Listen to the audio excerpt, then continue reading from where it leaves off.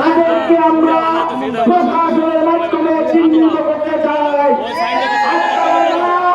প্রশাসনের লোকজন, গোয়েন্দা সংস্থার লোকজন এখানে উপস্থিত আছেন, তাদের কাছে দাবি জানাই দেখে এসে হাজার হাজার জনতা বেস্টার সময়ের জন্য মরতে প্রস্তুত আছে।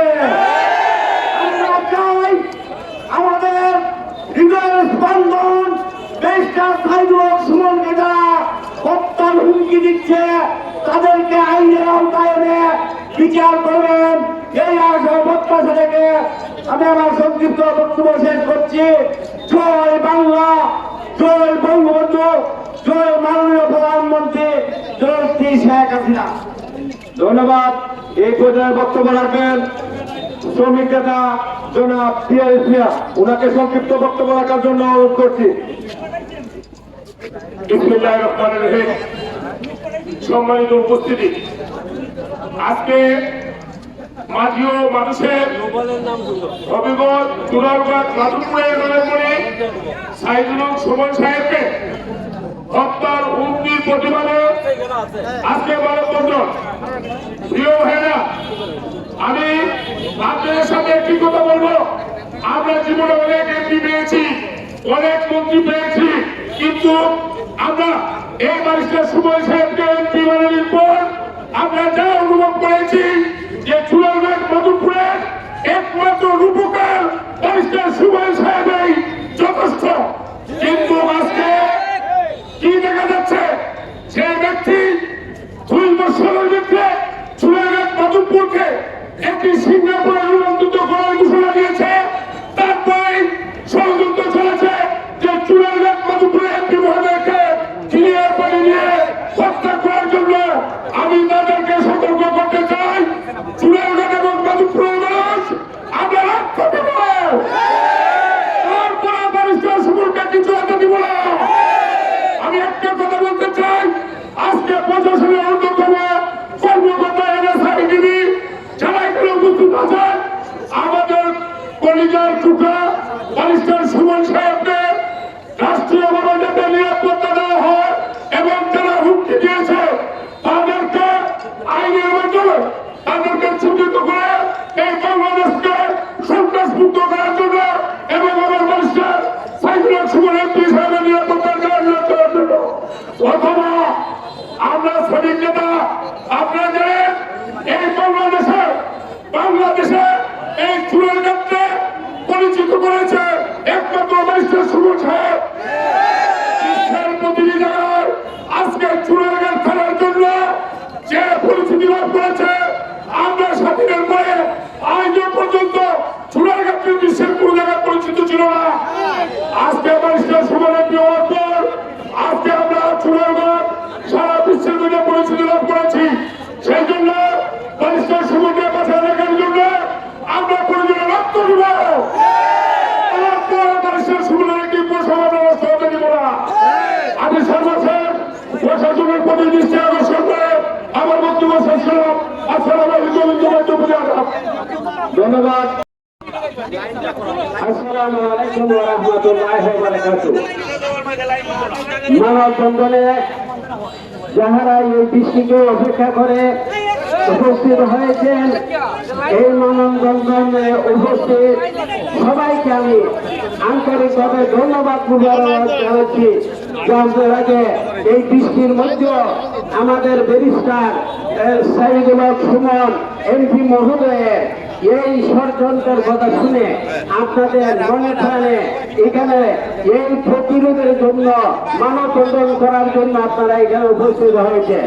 সম্মানিত দেশবাসী, আমাদের ব্যারিস্টার সাইদুল সুমন আমরা দেখতে পাবেন একজন সচ্চ মানুষ।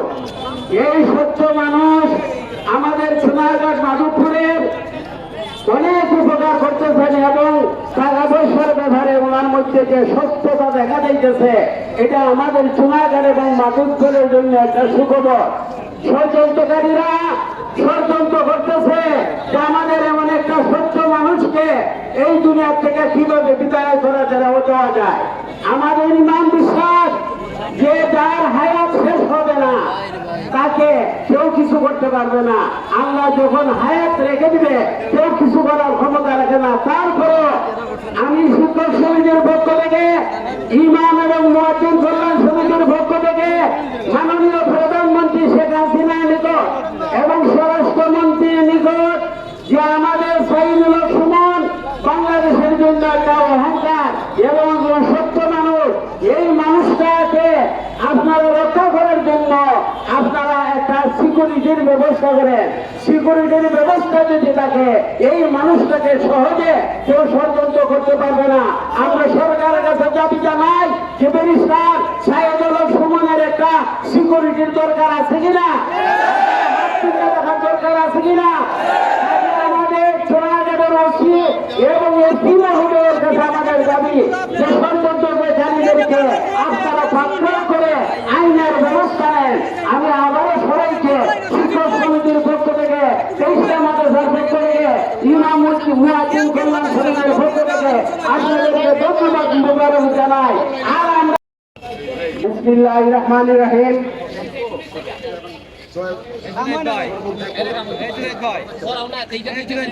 সুমন ভাই উনি শুধু চুনারুঘাটের সম্পদ নয়, উনি দেশের সম্পদ, দেশের সম্পদ।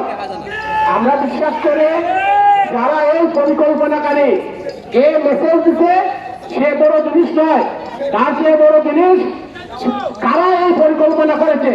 যারা এই পরিকল্পনা করেছে তাদেরকে অচিরেই আইনের আওতায় এনে শাস্তি দিতে হবে। অন্যথায় আমরা কঠোর কর্মসূচি গ্রহণ করব। আমাদের বিশ্বাস বাংলাদেশের পুলিশ অত্যন্ত দক্ষ পুলিশ, ওনারা অচিরেই এই আসামিদেরকে বের করে আইনের আওতায় আনবেন।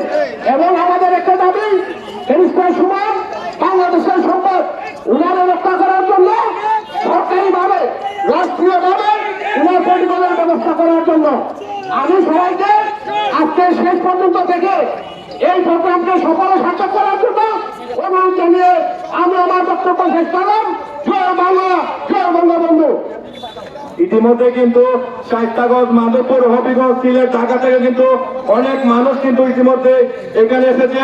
এই পর্যায়ে বক্তব্য রাখবেন সোনারঘাট ব্যবসায়ী কল্যাণ সমিতির সহসভাপতি বিশিষ্ট ব্যবসায়ী জনাব মাসুদ মিয়া, ওনাকে বক্তব্য রাখার জন্য অনুরোধ করছি।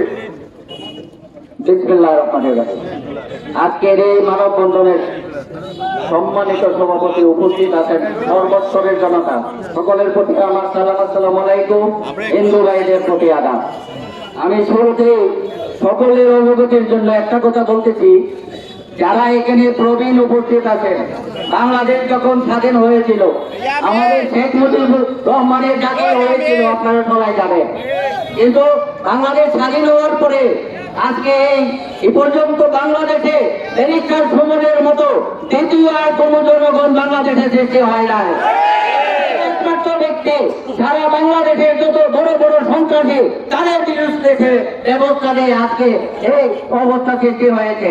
আজকে কার এত বড় সাহস, যার এত বড় সাহসে কিনা নিয়োগ করে আমাদের দেশের রক্ত, আমাদের চোরাঘাট মাধবপুরের রক্ত, তাকে হত্যা করার পরিকল্পনা করেছে এবং কিনা নিয়োগ করেছে। এটা শোনার পর থেকে আমাদের সোনারঘাটের জনতা নয়, সারা বাংলাদেশের জনতা অপেক্ষায় আছে যে যদি এটার দ্রুত ব্যবস্থা না করা হয়, অনতি বিলম্বে যদি যারা এটার এই উদ্যোগ নিয়েছে এবং যারা কিরান নিয়োগ দিয়েছে তাদেরকে আইনের আওতায় না নেওয়া হয়, তাহলে আজকে কি দেখেছেন আন্দোলন মাত্র শুরু হয়েছে, সারা বাংলাদেশে একসাথে আন্দোলন শুরু হবে। রাস্তাঘাট, হাট বাজার, কল কারখানা সব বন্ধ করে জনতা রাস্তায় নেমে আসবে যদি এটা ব্যবস্থা না নেওয়া হয়। আজকে রাস্তায় নেমেছে এবং এটার প্রতিকার না পাওয়া পর্যন্ত আমরা ঘরে যাবো না ইনশাআল্লাহ। এবং আমরা এটাও বলতেছি, ব্যারিস্টার সে যেখানে যায় আর একটা ব্যারিস্টার পয়দা করার জন্য সে এইভাবে উদ্যোগ নেয়। আজকে যদি ব্যারিস্টার মারা যায়, যেমন আমাদের বাজারের সভাপতি আজকে নাই, উনি মারা গেছেন, কিন্তু আজকে 7 বছর হয় এখনো আমরা কোনো বিচার পাই নাই। যদি আজকে তাকে এভাবে হত্যা করা হয়, পরে আমরা কি পাবো? আমরা তো এটা এখানে বাস্তব অভিজ্ঞতা আমাদের হাতে আছে। আমরা এটাও করবো যাতে বেরিস্টার ভ্রমণের কিছু হলে চলবে এবং ধরে করো আমরা সারা বিষয়ে ইনশাআল্লাহ আমরা সব কিছু অবগত হয়েছে ইনশাআল্লাহ। সকলকে ধন্যবাদ দিয়ে আজকের বক্তব্য শেষ করছি। ধন্যবাদ সকলকে।